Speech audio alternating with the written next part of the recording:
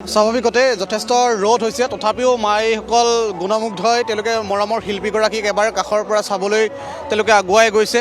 ৰ'দ যথেষ্ট আছে তথাপিও তেওঁলোকে অকণমান নিজকে সংযম কৰিছে। তথাপিও এই পৰিৱেশৰ মাজত তেওঁলোকে প্ৰিয় শিল্পীগৰাকীক এবাৰ কাষৰ পৰা চাবলৈ প্ৰিয় শিল্পীগৰাকীক এবাৰ তেওঁলোকে ৰোমন্থন কৰিবলৈ তেওঁৰ সৈতে স্মৃতিবোৰ তেওঁলোকে এনেদৰে আগুৱাই যোৱা পৰিলক্ষিত হৈছে। আৰু মই দেখুৱাইছোঁ যে অগণন গুণমুগ্ধ চাৰিওফালে কেৱল মানুহ আৰু মানুহ দেখিছোঁ। আৰু এইগৰাকী প্ৰিয় শিল্পীৰ ওচৰত এবাৰ তেওঁলোকে চাবৰ বাবে তেওঁলোকে এবাৰ শিল্পীগৰাকীৰ প্ৰতি শ্ৰদ্ধা জ্ঞাপন কৰিবৰ বাবে অসমৰ বিভিন্ন প্ৰান্তৰ পৰা এইসকল গুণমুগ্ধ অহা পৰিলক্ষিত হৈছে।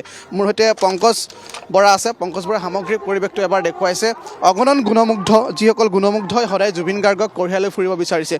মই সম্ভৱ হ'লে কথা পাতিম সকলোৰে সৈতে। ক'ৰ পৰা আহিছে বাইদেউ আপোনালোক? মই গুৱাহাটীতে থাকোঁ। গুৱাহাটীতে থাকে? হয়। ইমান প্ৰখৰ ৰ'দতো আপোনালোকে শিল্পীগৰাকীৰ ওচৰলৈ যাব বিচাৰিছে? হয়। জুবিন দা কথাৰে বুজাব নোৱাৰোঁ। ইম'শ্যন সকলো মুচি লৈ গ'ল, সকলো স্তব্ধ, কথাৰে বুজাব নোৱাৰোঁ। সঁচাকৈ জুবিন বুলি ক'লেই এক প্ৰকাৰ ইম'শ্যন। বিদায় দিব।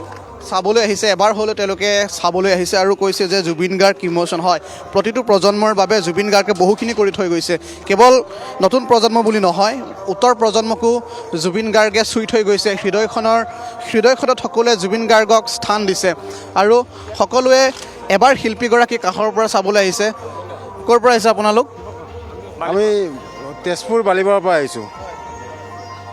জুবিন দাৰ অবৰ্তমানত জুবিন গাৰ্গৰ যিখিনি প্ৰতিচ্ছবি বা জুবিন গাৰ্গৰ যিখিনি কথা সেইখিনি আমি আগুৱাই লৈ যাব লাগিব নহয়? নিশ্চয় আমি আমাৰ প্ৰজন্ম, আমাৰ তলৰ নেক্সট জেনেৰেশ্যন আমি আগুৱাই লৈ যাব লাগিব আৰু আশা কৰিছোঁ সকলোৱে আগুৱাই লৈ যাব আৰু আমাৰ মনতো এটা বিশ্বাস আছে।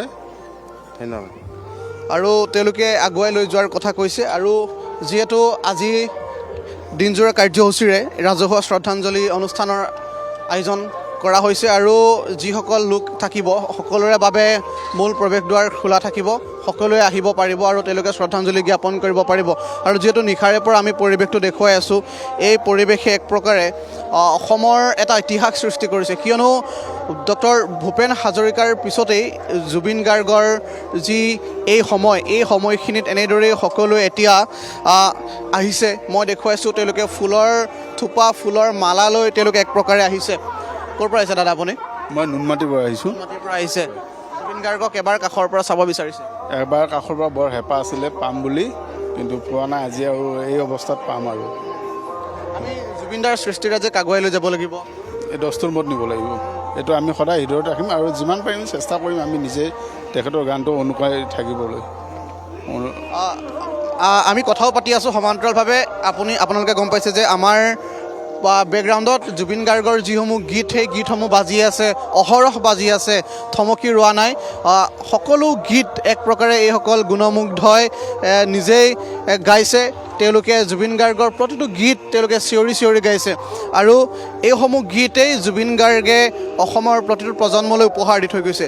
অতি সুন্দৰ আৰু সাৱলীল কণ্ঠৰ, সুৰীয়া কণ্ঠৰ জুবিন গাৰ্গে এনেদৰেই অসমৰ প্ৰতিটো প্ৰজন্মক উপহাৰ দি থৈ যোৱা এনেধৰণৰ যি অমূল্য সম্পদ, যি অমৰ সৃষ্টিৰাজি, সেই সকলোখিনি আমি কঢ়িয়াই লৈ ফুৰিব লাগিব।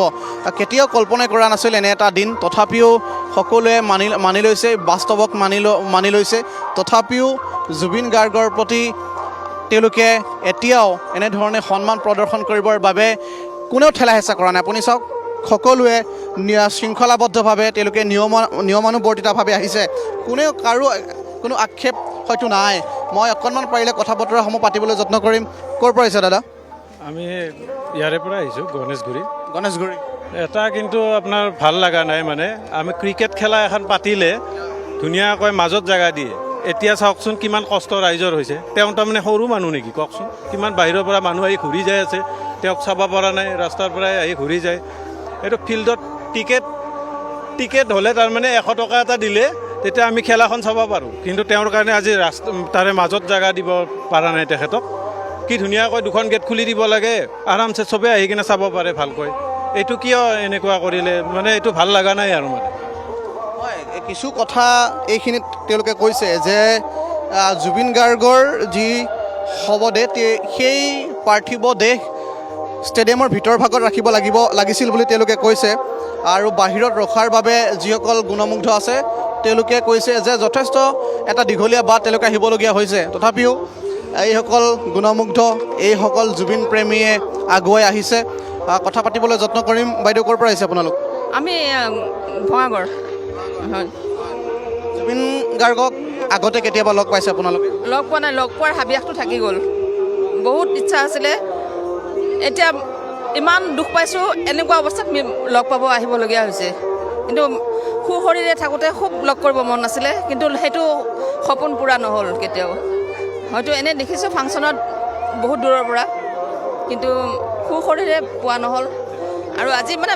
বহুত মানে মনটো বহুতে দুখ আজি 3 দিন 4 দিন ধৰি মানে বহুত মনটো অশান্তি হৈ আছে ইমান কষ্ট মোৰ প্ৰেছাৰ আছে হেৰি আছে তথাপি মই আহিছোঁ মানে কি তেখেতক শ্ৰদ্ধাঞ্জলি এটা দিওঁ বুলিয়ে আহিছোঁ আৰু সেয়ে কথা ধন্যবাদ জ্ঞাপন কৰিছোঁ আৰু কৈছে যে জুবিন গাৰ্গক কেতিয়াও লগ পোৱা নাই তথাপিও জুবিন গাৰ্গৰ প্ৰতি ইমান তেওঁলোকৰ হেঁপাহ ইমান তেওঁলোকৰ আকুলতা এইখিনি কথাকেই আমি কৈছোঁ আৰু পৰিৱেশটো দেখুৱাইছোঁ এইসকল গুণমুগ্ধ এইসকল জনতা তেওঁলোকে ওলাই আহিছে আৰু পৰিৱেশটো যিহেতু আমি দেখুৱাই আছোঁ আৰু বিভিন্ন সময়ত তেওঁলোকে জুবিন গাৰ্গৰ তেওঁলোকে লগ পোৱাৰ মানুহো আছে বা জুবিন গাৰ্গক কেতিয়াও লগ নোপোৱা মানুহো আছে তথাপিও এই সময়খিনিত এওঁলোকে ওলাই আহিছে পোৱাৰ সময় এতিয়া দিনৰ ভাগলৈ আৰু ইয়ালৈ অগণন গুণমুগ্ধৰ ভিৰ পৰিলক্ষিত হ'ব তথাপিও এইসমূহ যি পৰিৱেশ সেই পৰিৱেশ আমি দেখুৱাইছোঁ অবিৰতভাৱে আমি দেখুৱাইছোঁ আৰু যিসকল গুণমুগ্ধ তেওঁলোকৰ মনৰ কথাবোৰ আমি লৈছোঁ মোৰ সৈতে পংকজ বৰা আছে পংকজ বৰাই সামগ্ৰিক পৰিৱেশটো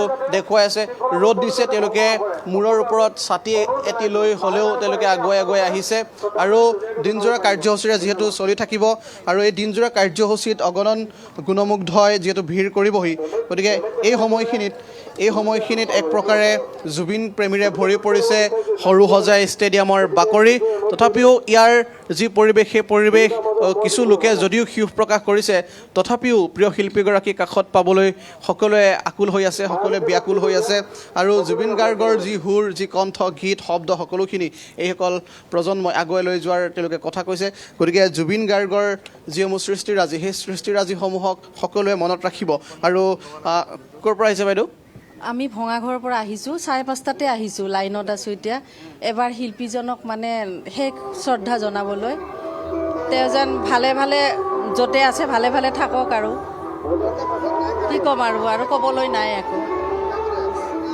জুবিন দাক কেতিয়াবা দেখিছিলা ওচৰৰ পৰা নাই সেইটো সপোন থাকি গ'ল মোৰ দেখা নাপালোঁ ভাবা নাছিলোঁ কি আজি এনেকৈ দেখিম সকলোৱে আৱেগিক হৈ পৰিছে আৰু যিহেতু কৈছেই যে জুবিন গাৰ্গৰ প্ৰতি তেওঁলোকে সদায় সদ্ভাৱ আছে জুবিনেই সদায় জুবিন অনন্য জুবিন অদ্বিতীয় জুবিনৰ কেতিয়াও তুলনা কৰিব নোৱাৰি কাৰোৰে লগত আৰু সেইগৰাকী জুবিনেই অসমৰ সংস্কৃতিৰ ক্ষেত্ৰখনক উজ্বলাই থৈ গৈছে বহু উপহাৰ দি থৈ গৈছে ৩৮,০০০ গীত ৪০টা ভাষাত আকৌ আহিম আপোনালোকৰ কাষলৈ পোনপটীয়া সম্প্ৰচাৰ আমাৰ অব্যাহত থাকিব মই আকৌ এবাৰ ধন্যবাদ জনাইছোঁ আমাৰ প্ৰাঞ্জিতক লগতে মুছফিকা আছে জ্যেষ্ঠ সাংবাদিক পংকজ প্ৰতিম বৰা আছে তিনিওগৰাকীয়ে পোনপটীয়া সম্প্ৰচাৰ দেখুৱাই আছে আৰু যি গীতত অসমীয়া আই আচলতে বৈ আছিল অসমীয়াৰ সেই কণ্ঠ আজি ৰুদ্ধ হৈ পৰিছে আৰু এনেধৰণে জুবিন দাক হেৰুৱাই এতিয়াও এইসকল শোকবিহ্বল অনুৰাগীৰ উপস্থিতি দেখিবলৈ পোৱা গৈছে সৰুসজাইত আজিও লক্ষাধিক লোকৰ তাত সমাগম হ'ব এইদৰে এতিয়া জনশ্ৰুত বোৱা দেখিবলৈ পোৱা গৈছে সৰুসজাইলৈ এটা বিৰতি লৈছোঁ আকৌ উভতি আহিম